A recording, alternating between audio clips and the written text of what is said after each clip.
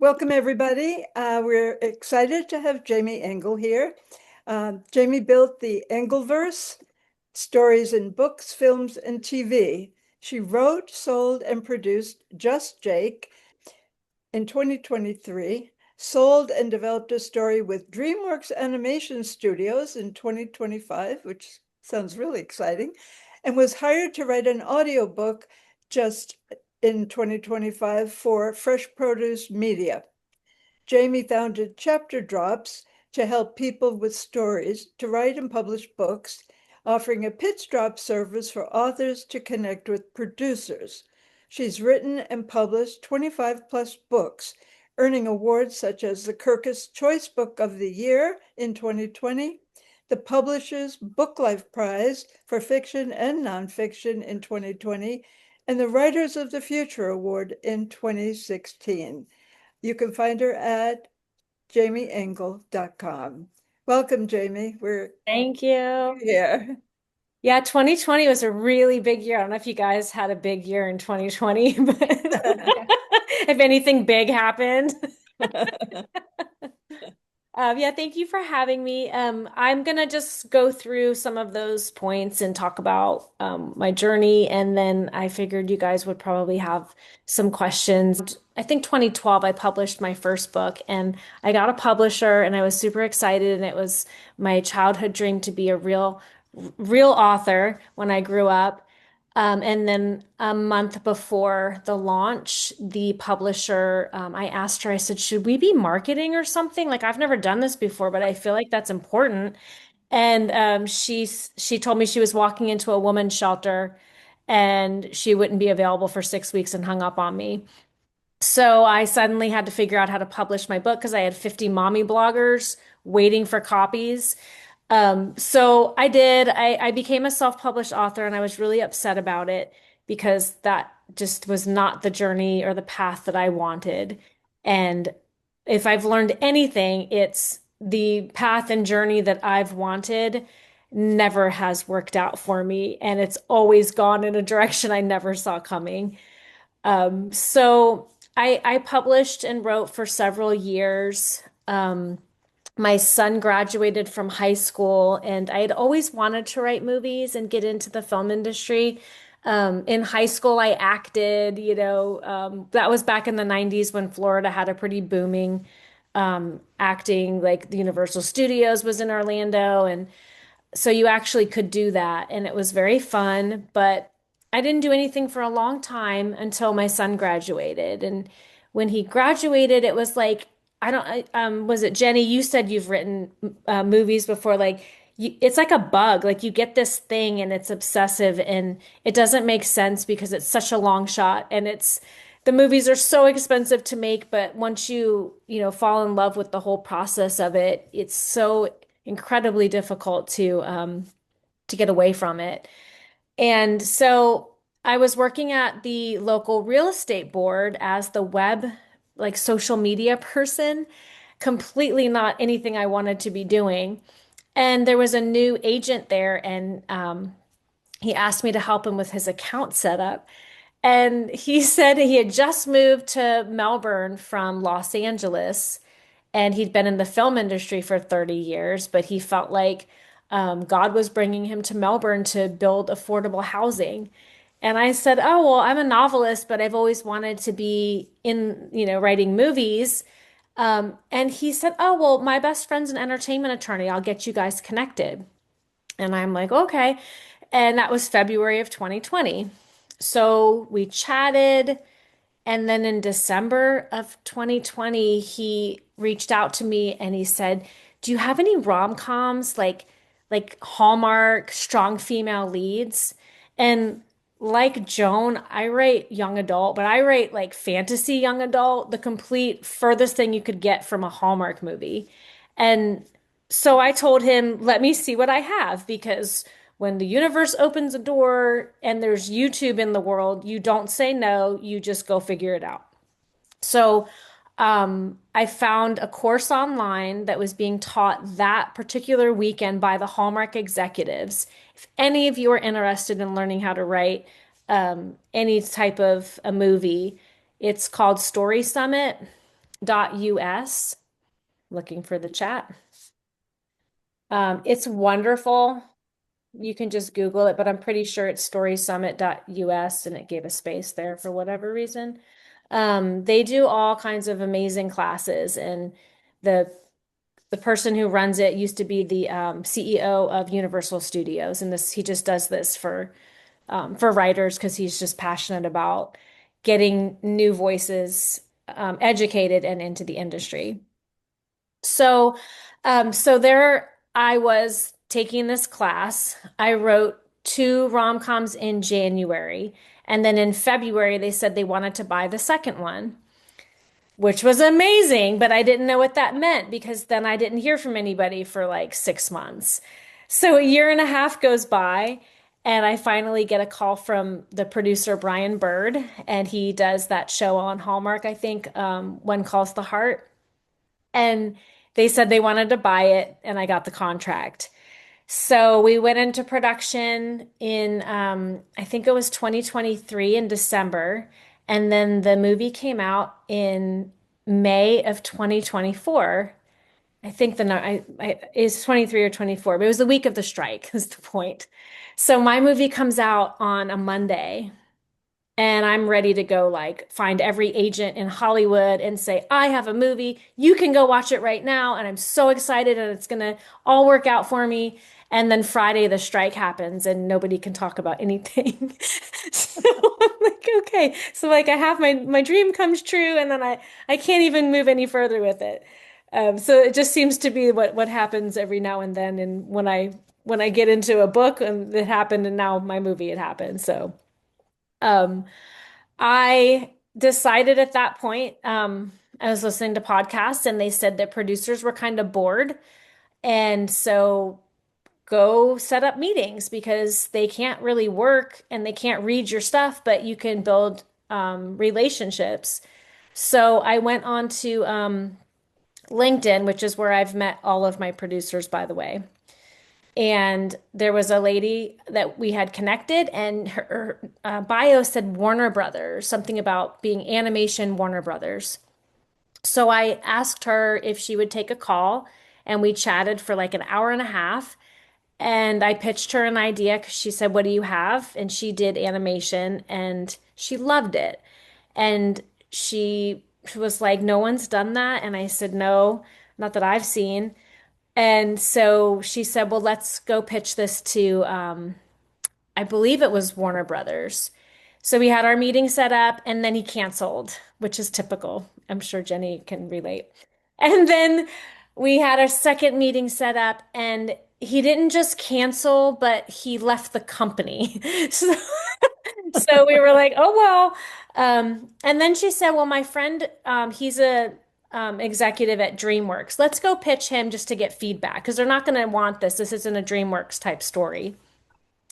So we pitched him and he loved it. And he said it isn't a DreamWorks type story, but I love it. The pitch I gave him was you guys know Alice in Wonderland and the boy with the Vorpal sword who slays the Jabberwock? If you guys know that story? Well, my story was that this boy in the Jabberwocky poem in Alice in Wonderland, that the reason we never hear of him again is because he stays in Wonderland and goes mad, and he actually turns into the Mad Hatter. So it was like the Mad Hatter's origin story, and it starts off in Victoria, London, and all the things that are Wonderlandy. So he said, we can't do that, but we would like to hire you to write a retelling of Alice in Wonderland from the Hatter's point of view. So I said, of course I'll do that. I'll write whatever you want. I mean, I'll write anything if for DreamWorks. And so I worked with them for a year. My contract was ended in June of 2025. We got to the phase where it was time to start writing the script, and then they were like, we know we love your story. This is the story we would want to tell. And they've been trying to find a story for 10 years. So I felt very grateful that I did what they wanted. But they said, even though Alice is in public domain IP, when people think of Alice in Wonderland and the Hatter, they think of Johnny Depp, Tim Burton, and Disney. So ultimately, we parted ways because they didn't want to move forward with, I'm assuming, the legal ramifications that could happen. But they gave me my story back, which isn't crazy. They gave me my pitch back. So I left owning everything and getting paid, and I have an open door to them, and I've probably pitched them like 6 times since then, which is amazing. Um, and the thing that actually kind of Joan and I were talking before this started, along the way, I realized that I'm meeting all these amazing producers, and I know all of these great authors that'll never meet amazing producers. So I started asking people I know if they wanted me to like adapt their book into a pitch and then share it with my network. And that has turned into a whole like side hustle business um that is so fun, and I just absolutely love like reaching out to people and saying, "Hey, you just got sent to Hulu." And nothing's happened yet. It's a dream for all of us to get that to happen. I mean, I had that one movie hit TV, which is crazy, but that was in 2023 and it's 2026, so it doesn't just happen all the time for everybody that I work with, but it's been really fun and I really enjoyed the process of the adaptation and like working with novelists to show them that like you don't have to have a million reviews. You just have that IP backing, and that's what they care about. They want to know that there's a built-in audience, or at least that there's a book that it can tie back to. So I have a book for my movie, and I have like a short story collection for all of my movies in case they ever take off so that I have something, in IP form. So, um, so you guys are in a really good position because you have books, but you don't have to be like, a million reviews and pay tens of thousands of dollars for somebody to write a script to get it to Hollywood. Um, so like a piece of my story is not really duplicable because y'all are not going to go meet a guy who knows a guy in Hollywood tomorrow. But what I learned from the first class I took at Story Summit, the Hallmark producer said, if you want to find producers, network on LinkedIn. And can I swear on this? I said, bullshit. I don't believe you. And but then I started doing it because she's the Hollywood Hallmark producer and I'm a girl who lives in Florida. And so that's what I did. I started networking on LinkedIn.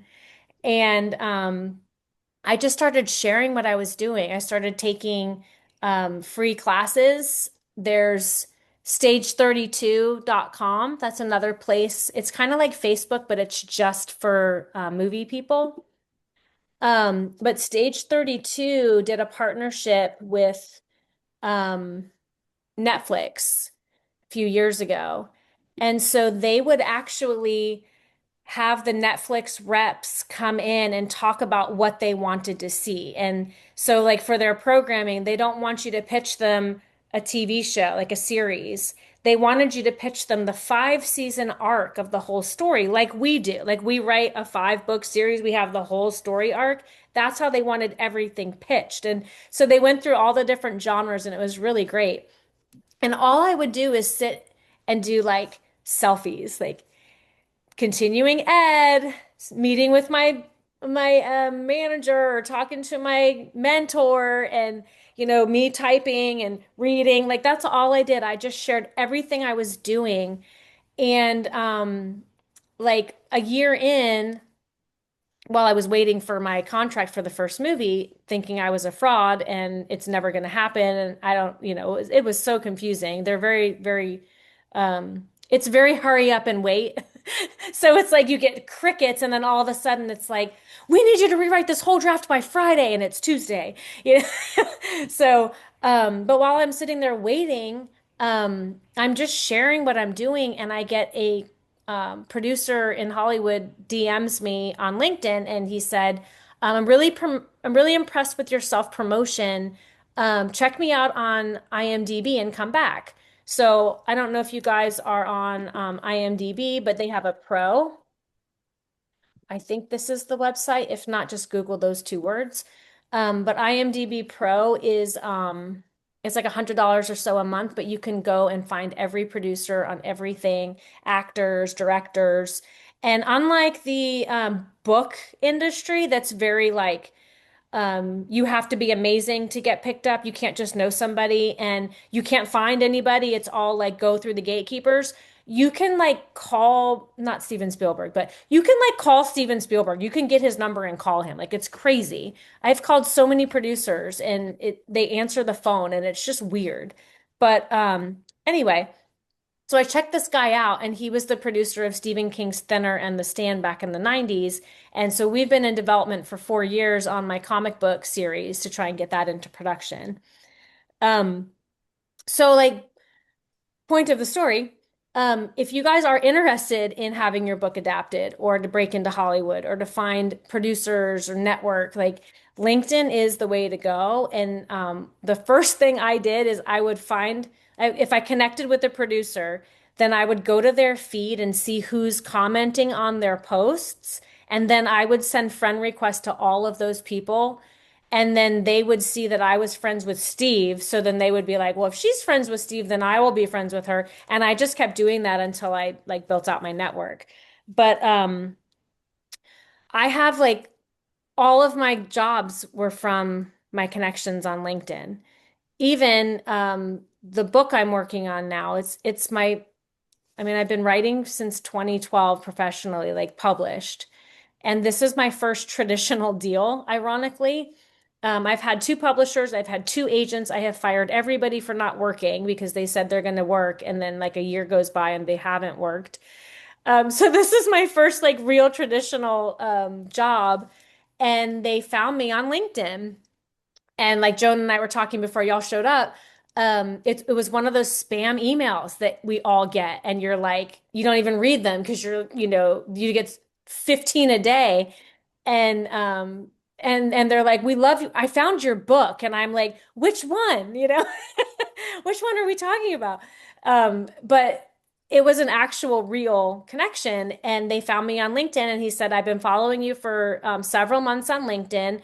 Um, I see that you write in a variety of genres because I have the Chapter Drops company that I started doing all of this. I started ghostwriting for other writers because I really just found that I love writing, but my books don't always sell great. My nonfiction does, but my kid books don't sell great because it's really hard to sell kid books because of how the system is set up.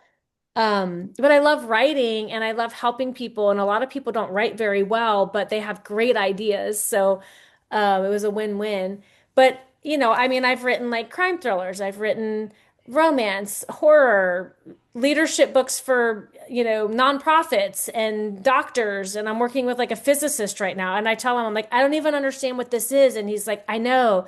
That's why you're writing it, because if you can understand it, then anybody can. And I'm like, I think that was an insult, but thank you.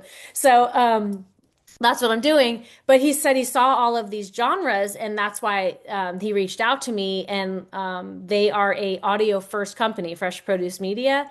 So they're hiring 5 writers to write books, and they gave me like a 3 page of the idea. And then they turn it into an audiobook.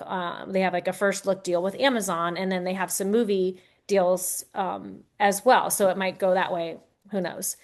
Um, but again, that was just from LinkedIn. That was just from networking. Like I don't do anything special. I don't pay for advertising or marketing or anything. I heard a phrase a long time ago, and it was attraction rather than promotion. And I have never found posting a picture of my book ever to go to Amazon and see, like, oh, I sold a book. But I have seen many times where I meet somebody or I post about something interesting about my chapter drops or, a movie I'm working on, and that attracts people. So that was the big thing that I learned on, especially LinkedIn, is building those relationships to, I mean, it doesn't have to just be a producer. I mean, maybe you have an actor that you want to read for your book, or you're looking for an agent or a manager. I've found agents.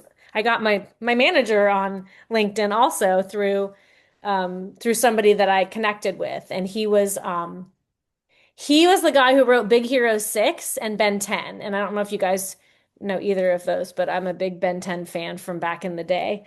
Oh, my thing is stuck. Sorry, let me just grab some scissors. I have on this like lace shirt that decided to attach itself to my bracelet. Okay, I'm back. So the I think the key that I feel like I've learned in all of this and that I really hope other people can see is that I am absolutely not the best writer, but I somehow sh shot myself into the like second biggest animation company in the world on my second writing gig. And I know there's writers that have been writing and writing, writing for decades in Hollywood trying to sell something and never have, or if they have, it gets canned and it never gets made, or if it gets made, it never gets distributed. And my first movie was, made, distributed on TV, done. So all of that was just because I said, well, let me see what I have. Or, yeah, sure, I can change. I can do that. I don't have to write that story. I can write your story. And, just listening to people that are doing what I want to do, like the Hallmark executives, and asking them how do I do this? Like, I don't know what to do. What can I do?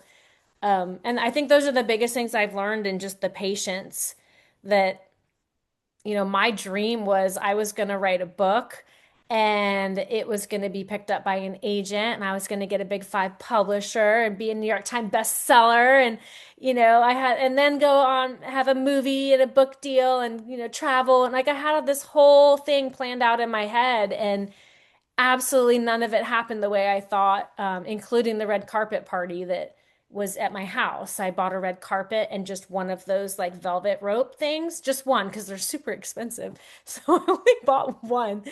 But that was my red carpet party, and they didn't invite me if you're wondering why. I got, no one thought to bring the writer out to the red carpet party for some reason. Welcome to Hollywood. We're the least important people on the totem pole. No one cares about the writer.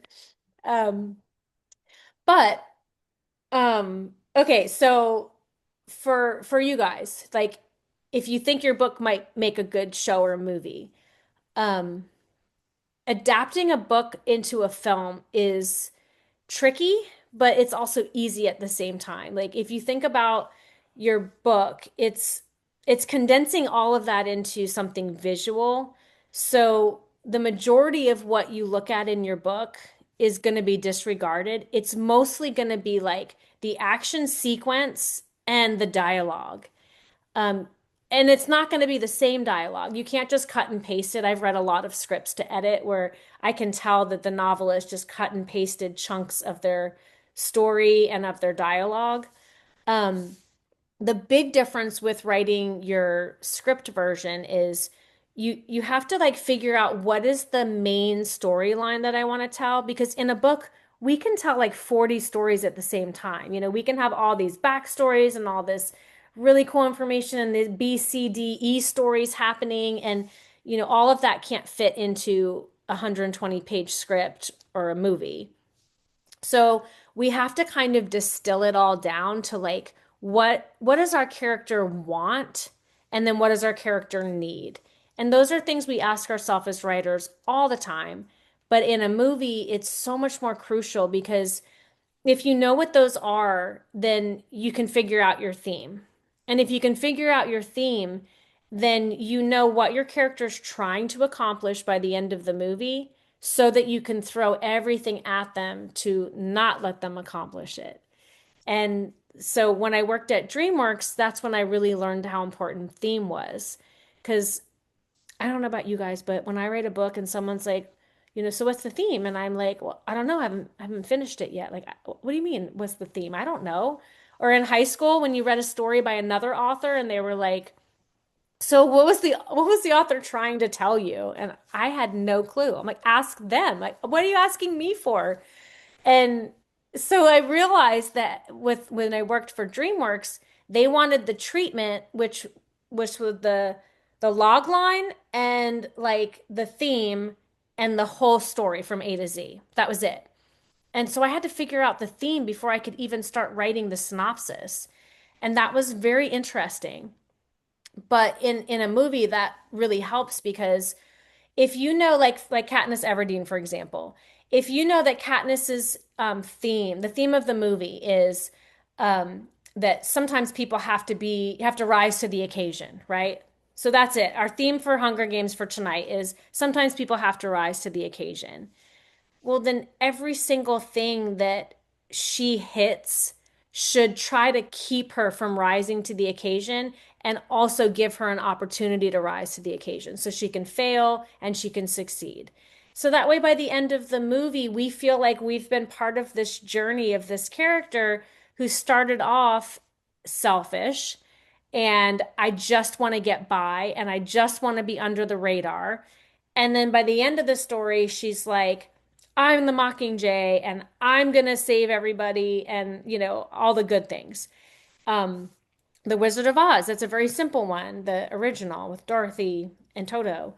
Um, she hates her life. She hates her home. She wants more. She wants bigger. She wants the best.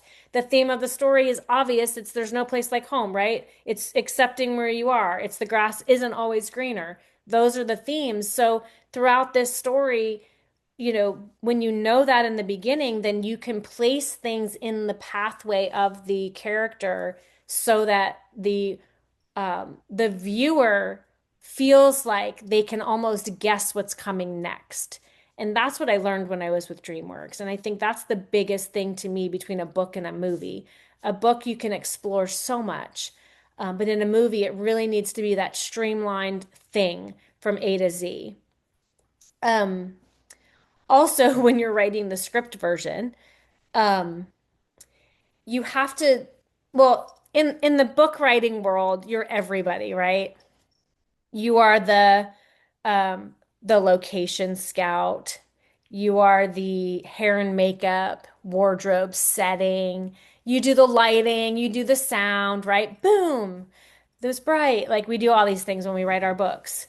Um, there's so much involved in the story, and then when you're done, you give it to an editor and they'll put their spin on it and they won't put their name on it and ask for credit. Another weird thing in the movie industry.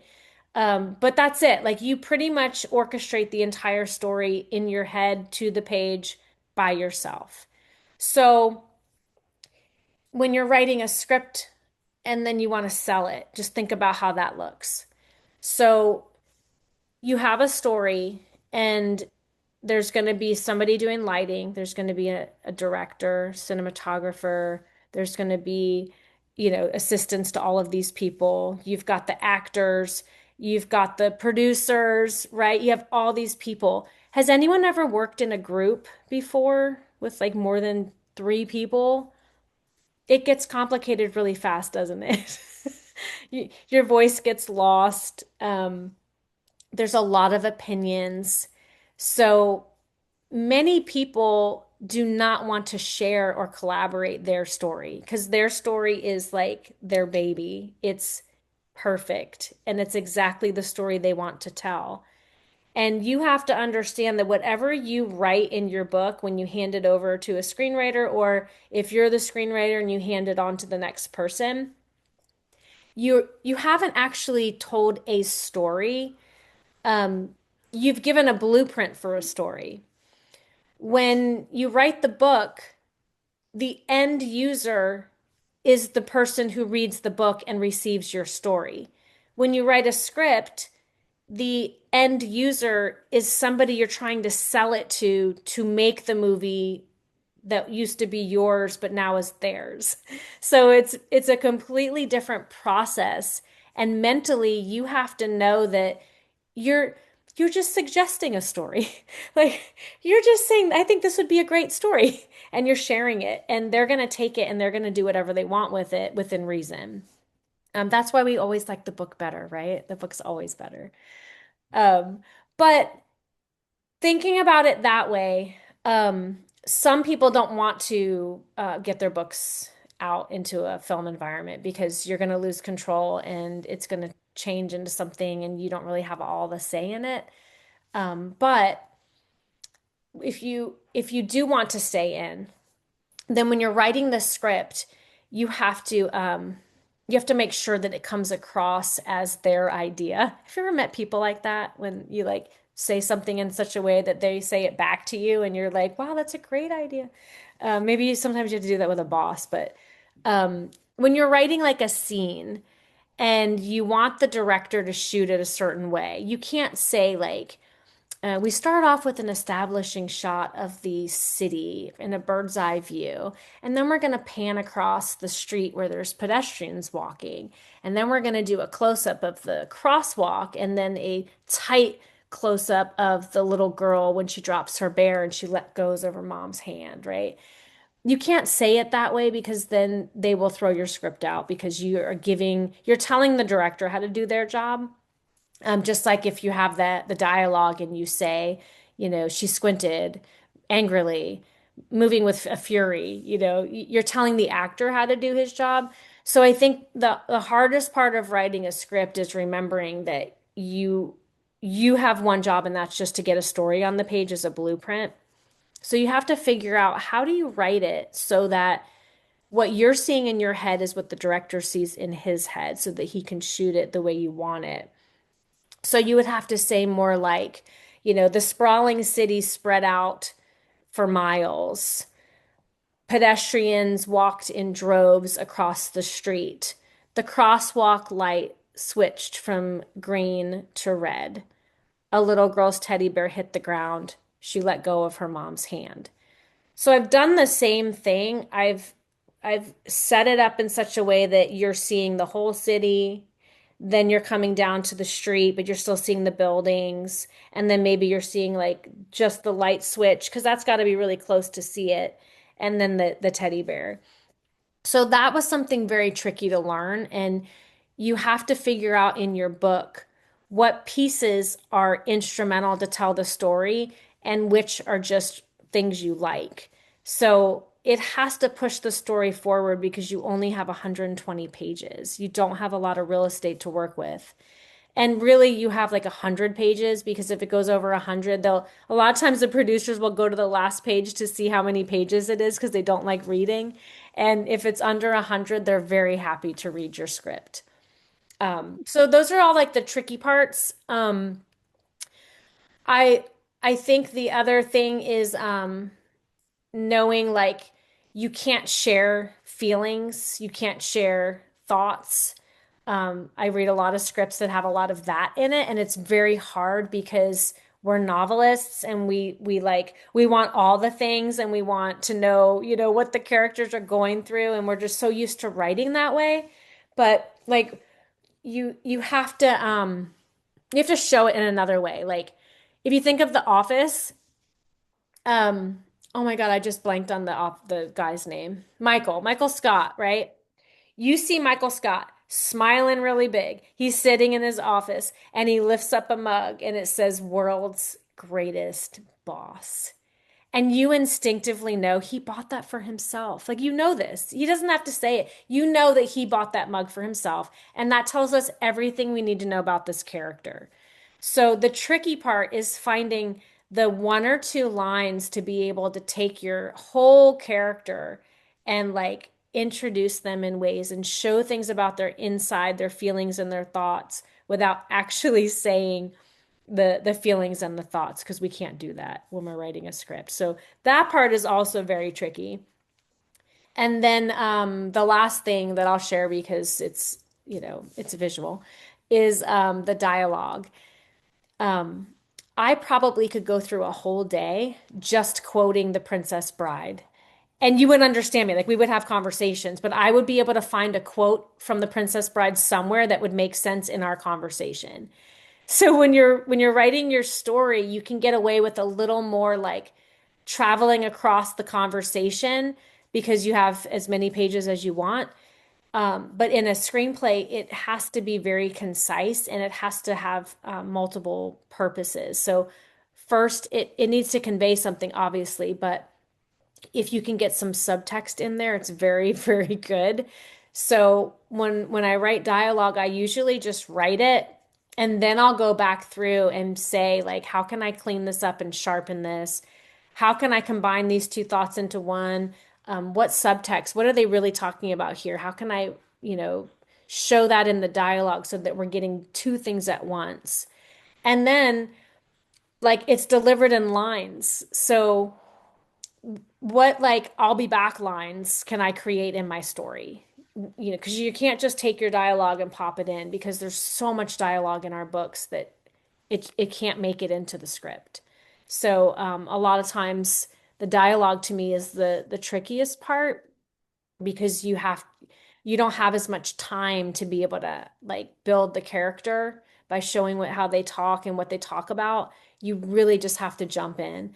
And I promise you, the shows and TV, the shows and movies that you watch, um, that do that well, you'll cry at the end when the character dies. And the other ones, you know, you're just like, oh God, they're dead. Thank you, God. The movie's almost over, you know? And I don't know what that is. Like, I watch all the Taylor Sheridan shows trying to figure out, like, how in God's green earth does he get me to love this character in 3 minutes? Like, I love this character in 3 minutes. Like, what? And I'll watch something else and I'll watch like, you know, 45 minutes of the show and I don't even remember the people's name and I don't care if they die. I actually hope they die because I just want the movie to end. So I don't know what that difference is yet. If you figure it out, let me know. But um, I know part of it is that true dialogue that it's not speech like we have, like what we talk to each other, but it's true dialogue. It's true to the character, it's true to the moment, and it has subtext. So finding what pieces of your dialogue you can use and revamp to do that is also very it's very fun to me, but it's also a very important piece of adapting your book from a novel into a film. So, um, we have like 20 minutes left. I just assumed you guys would have questions. I might be wrong, but um, I can talk about other things, but I just figured we'd stop and see if y'all have some questions. You can unmute yourselves or put your hand up, or Yeah, we can do fireworks. Do you guys know how to do fireworks? yeah. Jamie, you said um, you do pitches for these. Do you Yeah. do those via email or in person or how? A little bit of both.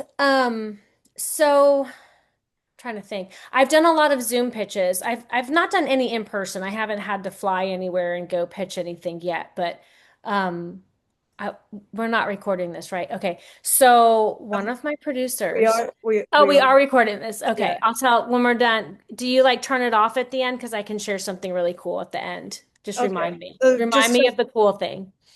tell me when. Um, so like my DreamWorks pitch was like this. I use my to get to the DreamWorks pitch to meet Helen was on the phone. But most of the time I've pitched Dwayne Johnson's company and it was a Zoom. We just had a pitch deck, so we shared the screen and then we pitched the movie idea. It's always like that. I use Canva. I don't know if you guys, most writers know Canva at this point, but I'll put it in here anyway. I think it's canva.com, but they have really beautiful pitches in there for movies. And so I just do that. One of the things that I do, and you can do this as an author too, but on my website, I have password protected pages for all of my movies. So, like I was at a football game when my son was a senior, and one of the producers texted me, could you send me that script? So I was able to just go in and send him the website link on my website with the password. And then he could go in there and download the script, the pitch deck, the one sheet, and the treatment, super easy. Um, you can pitch with a written pitch too. Stage 32 that I typed in earlier, I think it's like anywhere from 30 to $100. You can buy a pitch with a producer. I have a video on my YouTube that I filmed with a client after we did our pitch package to tell her where to go and how to do it. So you can watch like all the steps and then how to verify them on IMDb to make sure they're like legit. Because you'll see on stage 32 that sometimes they'll be like, looking for all feature film genres. I worked on Apple, Marvel, and they'll name all these things, and you're like, whoa. And then you go like Google them, and they did like the lighting on these things, which is fine. I didn't do the lighting on these things. Like that's so cool. But they're not necessarily a producer, so you just want to know that going in. But yeah, you can do a written pitch. That's what I do. I'll take the synopsis and then I'll build out the pitch deck. I'm sorry, the pitch book or the pitch Bible if it's a TV show. And then I teach, with that Stage 32 video mostly, but I'll show you how to pitch and then we'll go back and forth and then I'll share it with my network too, because I have like producers looking for different genres all the time. And that's, on Stage 32, you can either send them a written pitch, but it's always better to do face to face, I think.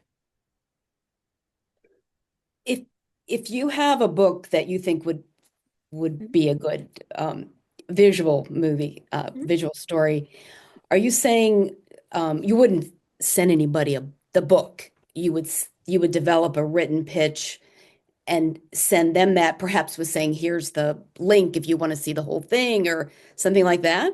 Yeah, because like from my experience, producers don't like to read. So they like to know there's a book, and I think they like to like hold the book and be like, "Oh, this is the project I'm developing."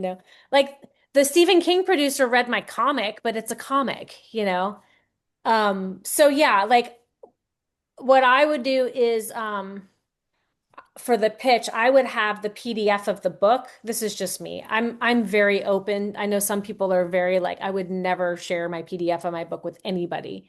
I just don't care enough about it, I guess, because I feel like, hey, if you stole it, then that means like someone's reading it. So um, but I would put your pitch together, and then if you have the book, I would put the book in there. If you're going to be emailing like a big packet, or and the script, if you have a script, like I would put it all together in a packet. Or like I said, you can have like the download links, like on the website. But for me, like the most of the time, they have Kindles, so I'll just tell the producer, it's based off of a book, and I send them a gift on Amazon. They usually don't collect it, which is funny to me, but it expires at some point, so I don't even know. But yeah, I mean, I would send the book just because you have the book, whether it's a digital or an ebook link or the paper if you want to mail it to them. I've mailed books too. One of the producers is getting my next rom-com Crossing Cheyenne back on Up TV. And so when I published the book, I sent him a signed copy. It's probably on a shelf. I'm sure he's never opened it. Just I don't think they read a lot. It's a weird industry. I mean, there's nothing normal about this industry. It's really weird. Jamie, I Yeah. had a treatment written for my Jane Eyre by Amanda Flowers. Hmm. She's the British producer who was part of Ab Fab, Hmm. Okay, and I cool. own that treatment. What can I do with that? Um, you can send that out. Okay. So the treatment is the whole story from start to Right. finish, right? Right, it's like 3 pages long. That's what your book is. Well, that's not, I mean, that's a short treatment, but that's okay. That's what your book is. So to me, like if you're an author, you don't really need a treatment. You need a pitch that's going to sell your script. And you don't need a script until somebody says, I like that. Do you have a script? Because they're so expensive to get made. It's like $10,000 give or take to have, I mean, if I wrote the script, that's what I charge. So it's crazy expensive for a lottery ticket. What you can do is you can use that treatment. You can go on Stage 32 and you can find producers that fit your genre. And you can go on IMDb and see if they're legitimate. And then you can pitch them and then you can tell them I have a treatment and you can send them the treatment because they don't want to read the book, but you can tell them it's based on Right, my book. I'm happy to send you the book. Always offer it. But that's what you can do with it. What I do is I take like the treatment's your synopsis, so I'll use that. I take right. the treatment and then I build that into a pitch package. So it has like, comps and themes and, all the market things that go into that, the characters. So We it's just a little actually more had detailed. a pitch deck made for it too. We got really within sniffing distance. It Good. was for my Jane Eyre book. But then they said, oh, nobody's doing costume dramas. And then, of course, Bridgerton came out. So, I know. It's just that they're so expensive. I mean, if you have a romantic comedy or a horror movie that's set in one location, you'll get in faster. You'll break in faster. When you have those like deep set historical stories, you really need to find somebody who loves it as much as you do, who will champion it for you. So your best bet is like to probably do like your LinkedIn networking and find people that love it and then see if they can help you get it made because it's just expensive, or get an actor attached. Find whoever you mhm, think would be great on IMDb and just it's just like the cart before the horse. Like you need credit to get credit. Remember those days? right. Like you actors like they want to sign on, but they want you to have funding, and the funding people want to see that you have an actor signed on. So Mhm. it's just tricky, but with what you have with the deck and the treatment, you have enough to go on to like stage 32 and try pitching. Okay. Thank you. Hmm. Oh, hi, Kitty. I'm trying to think of what else besides stage 32. There's other places. There's also there's like virtualpitchfest.com, I think is what it is. That's another one. Um, I'm not positive, so you're gonna have to check that one out. And I don't have my glasses on, so if I misspelled things, I'm so sorry. The other places, if you're interested in learning how to write a script, if you think, okay, I wrote a lot of books and I love writing books. I still write books, but y'all have never heard of any of my books, nor have you bought any of my books in 12 years, right? I start writing movies and my first movie gets made and my second job is with DreamWorks. I'm much better at writing movies. So you might be too. You might be equally good, but you might find you love writing movies. So besides the Story Summit, I went to Jacob Kruger Studios, writeyourscreenplay.com. It's amazing. I don't get anything back from any of these people, by the way. They don't have affiliate programs or anything. They were just so helpful with me. I like to share them with everybody. But they have like a 5 week, the prices may have changed because this was 5 years ago and milk was like a few dollars and now it's like half your paycheck. But it was like $375 for 5 weeks, 2 hours a night, like on a Wednesday from like 7 to 9, which really sucked because I'm usually in bed by now. But it was a great class. And then that was for screenwriting. Then I took their TV series, same thing. And then I hired one of their mentors for 6 months and I worked with her directly. So if you're interested, that those were the two places I went, and then the Stage 32 with Netflix. You can Google that. Free Netflix and Stage 32 classes. You'll find them somewhere. There's like 10 of them. How to write comedy, how to write the 30-minute comedy versus the 1 hour drama comedy, one camera versus three camera, fantasy, history. Like they had everything, TV shows, movies. It was really cool. I took all of them, and those were all free. Well, it sounds like there's a whole new vocabulary that you need. Yeah, a little bit.